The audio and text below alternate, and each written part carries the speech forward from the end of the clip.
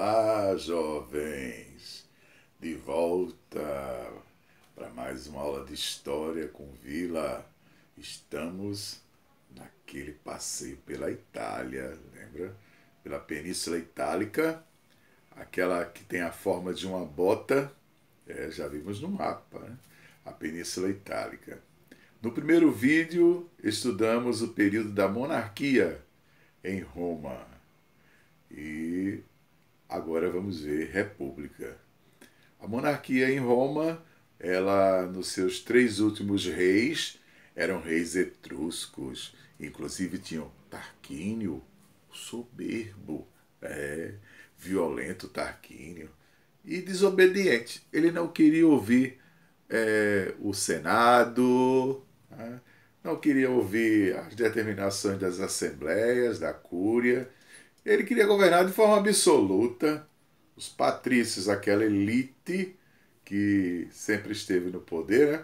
Aquela elite não quis, não estava satisfeita. Depuseram Tarquínio, e os etruscos foram com eles. Os etruscos foram expulsos de Roma. Vem agora o período republicano.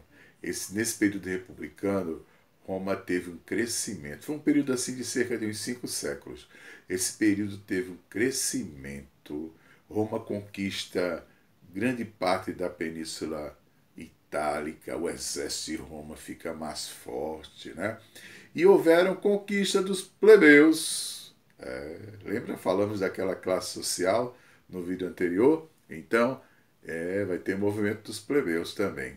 Bem, jovens, vamos começar o período republicano. Primeiro, o conceito de república. O que é república? A palavra república vem da palavra res publica.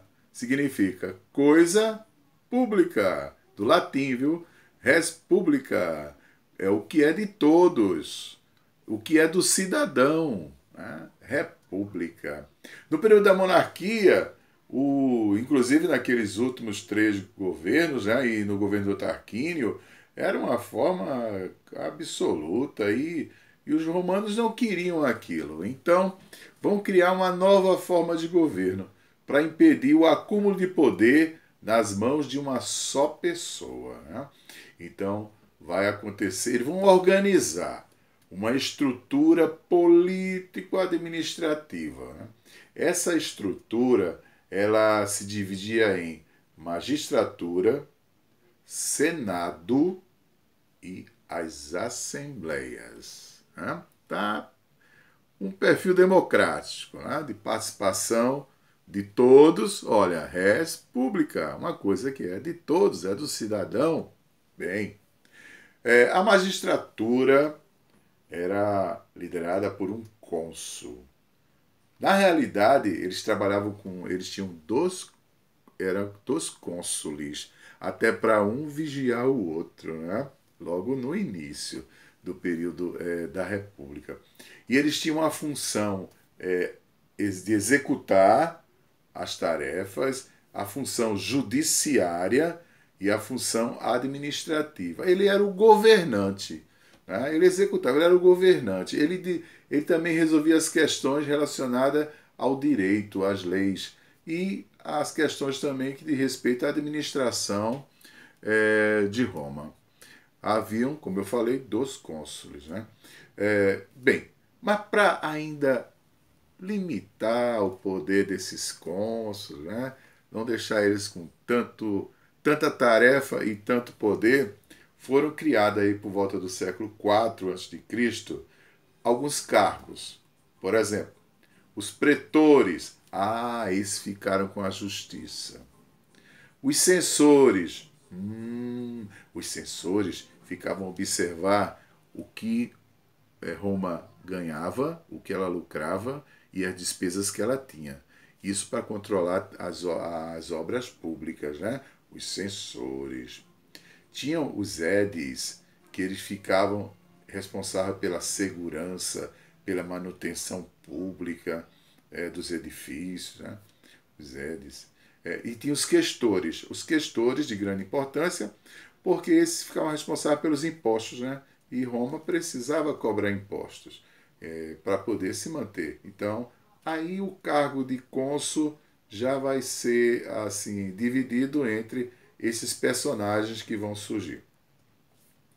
O Senado, o Senado tinha o trabalho de fazer as leis e as decisões políticas. No início eram os patrícios, só patrícios, mas vocês vão ver em outro momento os plebeus também podendo participar, né? Então o Senado tinha a função de julgar as questões financeiras do Estado, também questões religiosas e a política externa, né? Os negócios, as relações comerciais que Roma tinha com outros povos, era a função do Senado. Havia as assembleias divididas em duas principais, que era a tribal e a assembleia centurial. A assembleia tribal tinha muito a ver com o domicílio de onde o cidadão vivia, e ela era responsável por eleger os magistrados, alguns magistrados, questores, né? Tem a centurial, essa é dividida por classes, essa elegia os cônsules. E essa centurial era responsável por decidir sobre a guerra e a paz. Bem, jovens, esse é o início do nosso assunto, falando sobre república. Eu espero que vocês tenham compreendido e nós vamos conversar mais em sala de aula sobre esse tema. Então, vamos voltar para a sala de aula e nos encontraremos no próximo vídeo, se Deus quiser. Ok? Então, um abração para todos e vamos voltar ao assunto.